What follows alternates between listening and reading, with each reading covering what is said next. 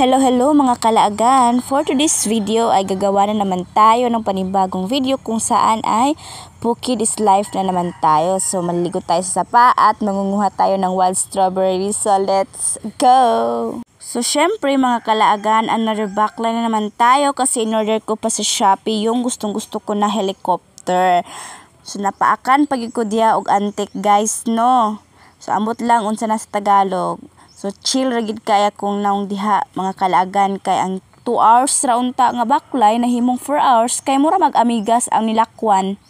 After 1 million years mga kalaagan ay nakaabot ragid ta. So kasama ko pala yung mga kapatid ko sa church at gumawa sila ng maliit na kubo dahil nasira na yung dating kubo ni pastor dahil na rin siguro sa paminsan-minsan nila tumapuntahan at dahil siguro sa bagyo. So gagawa ko ng video nito guys kapag natapos na to at pakita ko sa inyo yung CR namin. CR na walang takip at dahil lunchtime na so nagsaing na rin kami ng kanin at nagprepare para sa aming ulam.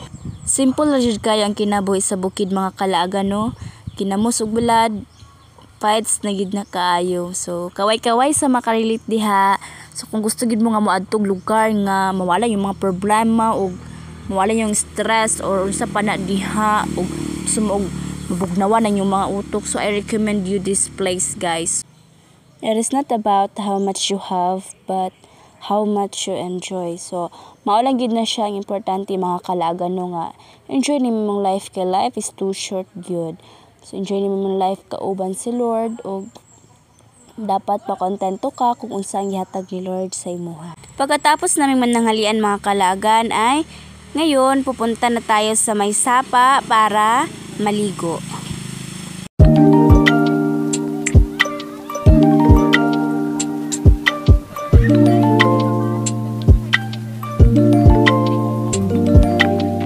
Habang kami ay naglalakad, ay nakakita kami ng wild strawberry. So, makakain po ito mga kalaagan, no? At marami yan dito.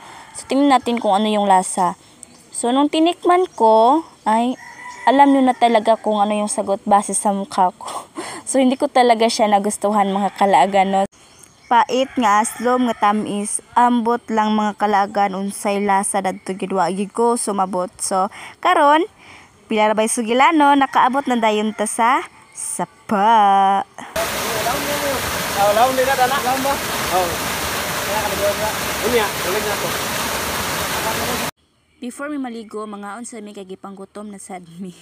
Atag na yung gibuhat kini, wag isa ka bubon. May inyo lagi di pa ibog ulan ar mga digyas. Ano panoy? Sige lang, kaya babahon ka na mo. Nanunglo na lang. Nanunglo na lang siya. Sige lang, kaya babahon na naman yun niya. Magkuha mi kawayan. Kawayan itong... Kawata na po ito ka ng angol na sundalo. Ikarga sako. Tapos sa picture. Tapos na ako na. Muna na akong kinabuhi karon. Paa, tubig! Kitsa ka na tagiyang dili na ako. Liog. Kami na liog diri Ikaw na nga, undi nga gibinuangan man ng liog. Das taon niya, kung na magbarba. Higit. Ay, nga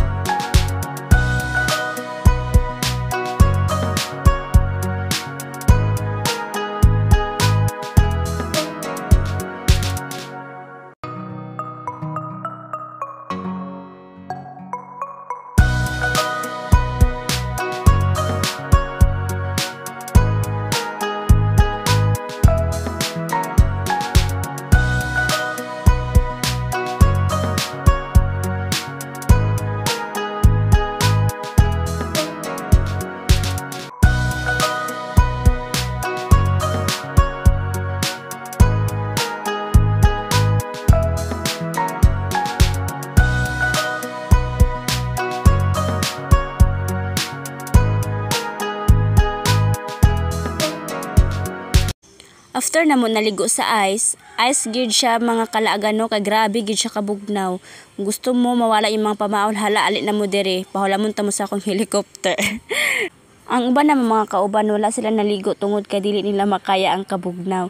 So nisaka pa dayon mi sa taas tungod kay naami tuyo. So pag abot namo dito walay tao. So may kasulti Kuya Ambon nga naa ka diri Kuya. Ang diri nga lugar pinaka the best kaog og tubo. Tubo man yo. Abe? Oh, tubo. Tubo. Kaya kasama kasi ganti kay kaong kakahoy. Yung tubo tanawa. Tubo ba rin na dili na tubo? Dili tubo kuan niya. Bukan ba kanang tubo nga? Kaon na siguro na ah? Ay kanang uy. Uway tiyan ni. murag uway. Ikaw, kumusta ka girl? Layo na si girl no. Psst, madam. Kayo okay, madam? Katulgon kay ko. Tulog Bilan ko sa hadok ka to.